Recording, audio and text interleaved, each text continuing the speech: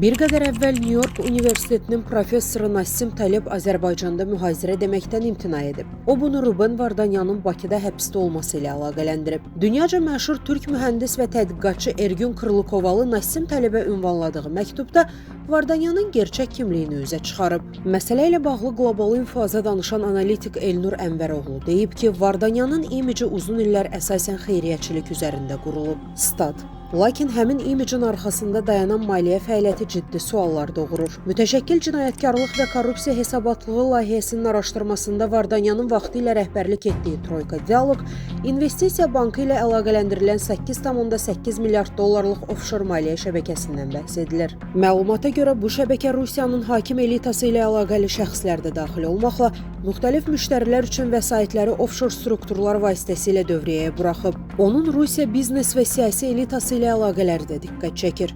Vardanyanın Qarabağa daxil olmamışdan qısa müddət əvvəl Rusiya vətəndaşlığından imtina etməsini xatırlayırsınız. Bu, dramatik bir dönüş nöqtəsi idi. Moskvanın maliyyə sistemində formalaşmış bir biznesmenin siyasi aktora çevrilməsi. Hüquqi prosesin nəticələri isə daha ciddi əhəmiyyət daşıyır.